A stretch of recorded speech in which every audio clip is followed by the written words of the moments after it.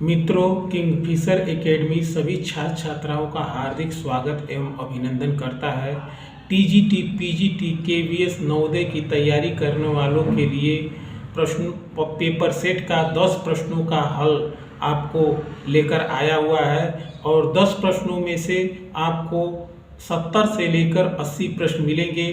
प्रत्येक प्रश्न के 4 ऑप्शनल हैं। 4 ऑप्शनलों में से आपको 20-20, 15-15, 15-20 के बीच में आपको प्रश्न बताए जाएंगे। उसको ध्यानपूर्वक अध्ययन करिए और पसंद आए तो लाइक, सब्सक्राइब और शेयर, ज़्यादा से ज़्यादा शेयर करिए। महाराष्ट्र में कौन सा समाज सुधारक लोक हितवादी उपनाम से प्रसिद्ध था? गोपाल हरि देशमुख ऐसे समाज सुधारक थे जो लोक हितवादी उपनाम से प्रसिद्ध थे। इन्होंने महाराष्ट्र में परमहंस मंडली की भी स्थापना की। एमजी रानाडे ने बंबई में प्रार्थना समाज की सन 1867 ईस्वी में स्थापना की। पश्चिमी भारत में इन्हें सांस्कृतिक पुनर्जागरण का अग्रदूत के नाम से जाना जाता है। 1871 ईस्वी में इन्होंने सार्वजनिक समाज की स्थापना की। महाराष्ट्र में इन्हें एक और उपनाम से जाना जाता है। महाराष्ट्र का सुकरात की उपाधि इनको प्रदान की गई। बाल गंगाधर तिलक ने 2 पत्रिकाओं का प्रकाशन किया, केसरी और मराठा। सन 1887 ईस्वी में इन्होंने केसरी और मराठा का प्रकाशन किया। यह स्थान बंबई से इन्होंने इस पत्रिका का प्रकाशन किया। यह पत्रिका 2 भाषाओं में इन्होंने सर्वप्रथम निकाली, मराठी और अंग्रेजी। ज्योतिबा फूले ने 1867 ईस्वी में सत्यशोधक समाज की स्थापना की। सत्यशोधक समाज की स्थापना इन्होंने शिक्षा के क्षेत्र में अग्रगण्य भूमिका निभाते हुए इन्होंने सत्यशोधक समाज की स्थापना की और इन्होंने एक पुस्तक की रचना की जिसका नाम गुलामगिरी है। दूसरा प्रश्न, महात्मा गांधी ने प्रथम सत्याग्रह का प्रारंभ कहाँ से किया? महात्मा गांधी ने दक्षिणी अफ्रीका प्रवास के दौरान जब 1915 ईस्वी में भारत आए तो सर्वप्रथम 1917 ईस्वी में चंपारण से उन्होंने प्रथम सत्याग्रह प्रारंभ किए।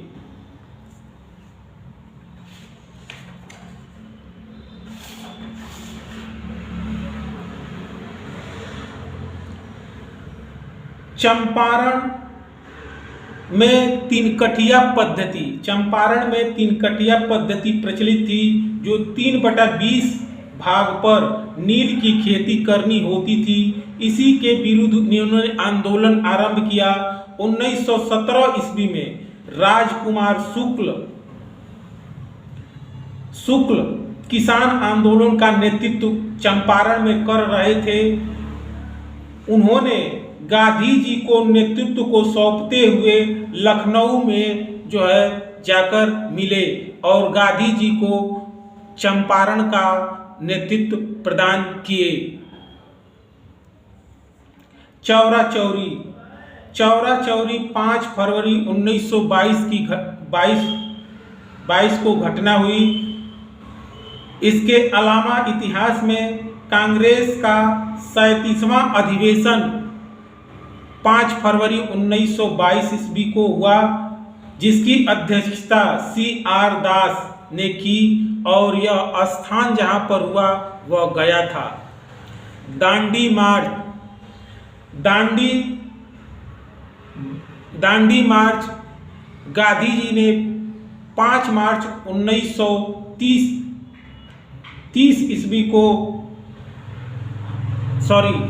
12 मार्च 1930 ईस्वी को अपने 78 सहयोगियों के साथ अंग्रेजों के द्वारा निर्धारित नमक कानून को तोड़ा और 5 अप्रैल 1930 ईस्वी को जो है वह दांडी नामक स्थान पर गए और नमक बनाकर कानून को उन्होंने तोड़ा। यह यात्रा 12 मार्च 1930 से लेकर 5 अप्रैल 1930 तक 24 दिनों की यात्रा थी। इसमें दिनों को जानने का प्रश्न इसलिए बढ़ता है, इसलिए महत्व है कि क्योंकि अब पेपरों का जो ट्रेंड है वह टीजीटी हो या पीजीटी हो या केवीएस हो या नवोदय हो, उसका स्तर अब गहराई से पूछे जाने लगा है। इसलिए हर चीज को बारीकी से अध्ययन छात्र छात्राओं को करना चाहिए। बारदोली गुजरात में यह स्थान पड़ता है। बारदोली का नेतृत्व वल्लभ भाई पटेल ने सन 1928 ईस्वी में की। इस आंदोलन की एक विशेषता थी कि इसमें एक जनजाति ने भाग ली, कालिप राज, जिसका अर्थ होता है काले लोग। इन लोगों को महात्मा गांधी ने रानी पराग की उपाधि प्रदान की। तीसरा प्रश्न, महात्मा गांधी ने केवल एक बार कांग्रेस के राष्ट्रीय अधिवेशन की अध्यक्षता की। वह अधिवेशन कौन सा था? वह अधिवेशन, इसमें सही ऑप्शनल है बेलग्राम। 1924 में जो अधिवेशन हुआ इसकी अध्यक्षता महात्मा गांधी ने की।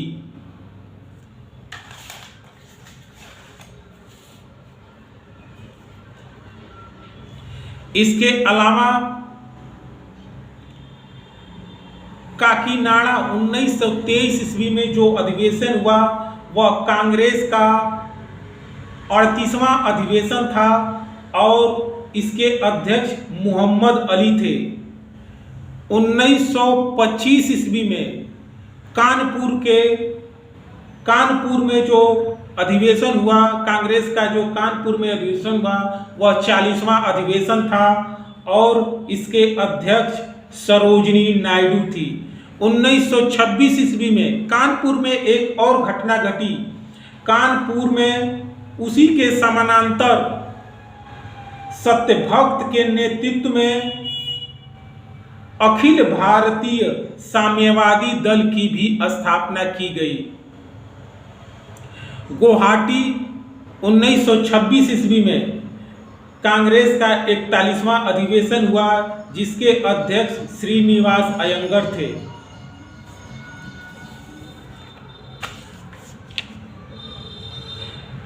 1923 ईस्वी के विधान परिषद चुनाव में स्वराज पार्टी ने कहां पर बहुमत हासिल किया?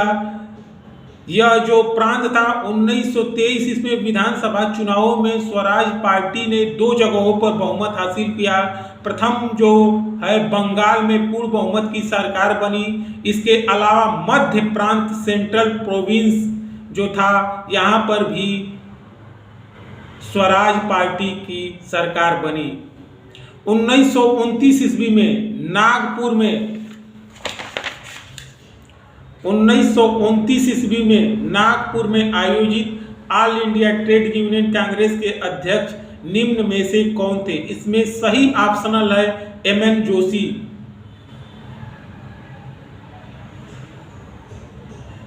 इसके अलावा इसमें और ऑप्शनल है जैसे जतिन दास लाहौर षड्यंत्र केस चलने के कारण इन्होंने जेल में ही 64 दिन भूख हड़ताल के कारण इनका 13 सितंबर 1929 ईस्वी को मृत्यु हो गई। जवाहरलाल नेहरू 1929 ईस्वी में कांग्रेस के लाहौर अधिवेशन के अध्यक्ष बने। यह अधिवेशन कांग्रेस का 44वां अधिवेशन था और इस अधिवेशन की एक विशेषता थी, इसमें पूर्ण स्वराज की मांग रखी गई। प्रथम बार पूर्ण स्वराज की मांग रखी गई। 1929 ईस्वी में एम एन जोशी ने एक और 1929 ईस्वी में एम एन जोशी ने भारतीय ट्रेड यूनियन की स्थापना की, अखिल भारतीय ट्रेड यूनियन की स्थापना की।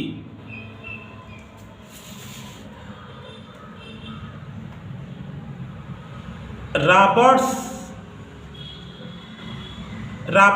ब्रूसफील्ड ने भारत में प्रथम पूरा पाषाणिक उपकरण किस स्थान से प्राप्त किए? ये जो है पल्लवरम से रॉबर्ट ब्रूसफील्ड ने भारत में प्रथम पूरा पाषाणिक उपकरण जो है प्राप्त किए। इसके अलावा कुर्नूल है,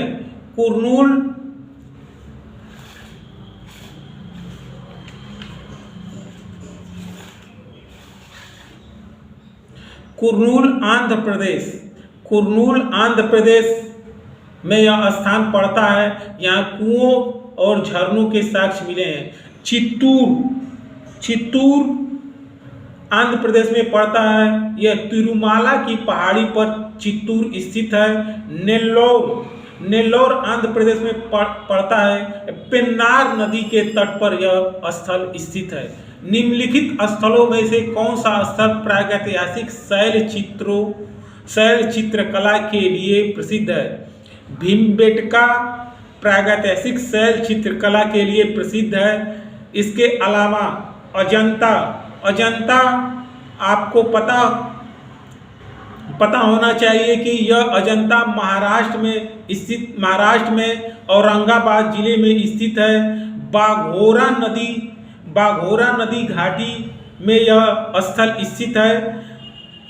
इस स्थल में सबसे बड़ी गुफा, यहाँ अनेक गुफाएं पाई गई, लेकिन सबसे बड़ी गुफा 26वीं जो गुफा थी वह सबसे बड़ी गुफा मानी जाती है।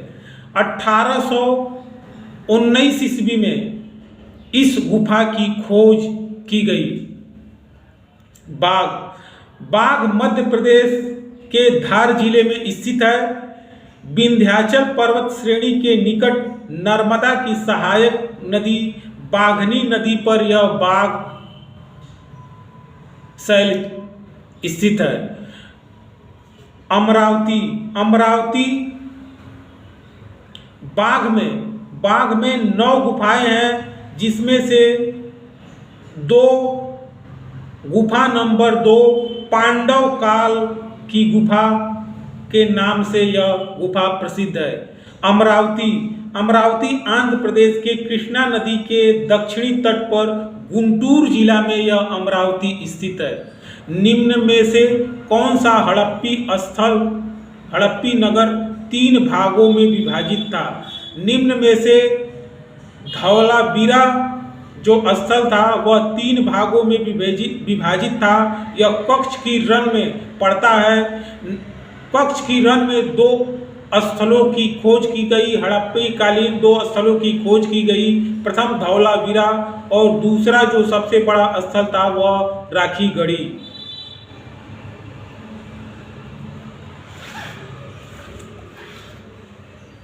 कालीबग्गा घग्गर नदी, प्राचीन नाम घग्गर नदी के तट पर कालीबग्गा स्थित है। 1953 ईस्वी में एक घोष ने कालीबग्गा की खोज की और यह राजस्थान के गंगानगर डिस्ट्रिक्ट में कालीबग्गा स्थित है। लोथल गुजरात में स्थित है। लोथल भोगवान नदी के प्राचीन नाम भोगवान नदी के किनारे लोथल स्थित है। लोथल को डॉकयार्ड या हिंदी में उसको कह लीजिए बंदरगाह यह माना जाता था। प्राचीन काल में सिंधु सभ्यता काल में लोथल बंदरगाह के नाम से यह प्रसिद्ध था। 1955 से लेकर 63 ईस्वी में एस.आर. राव ने इसका उत्खनन किया। यह अहमदाबाद के काठियावाड़ जिले में स्थित है। हड़प्पा जो है रावी नदी के तट पर स्थित है। 1921 ईस्वी में दयाराम साहनी ने मांटगोमरी जिला पंजाब यह अब पाकिस्तान में स्थित है।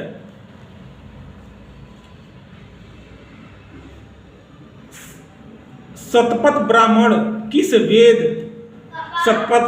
किस वेद से संबंधित है? शतपथ ब्राह्मण यजुर्वेद से संबंधित है।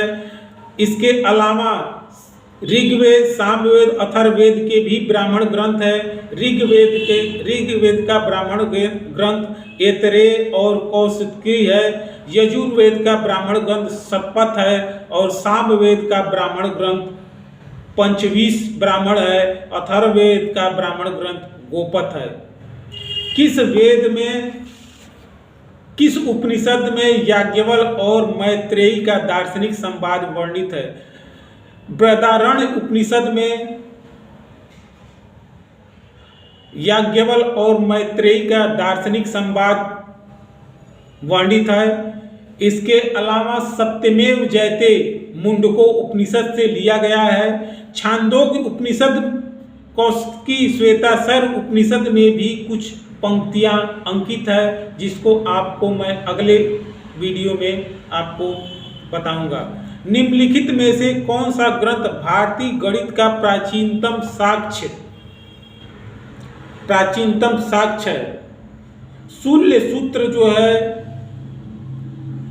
भारतीय गणित का प्राचीनतम साक्ष्य माना जाता है।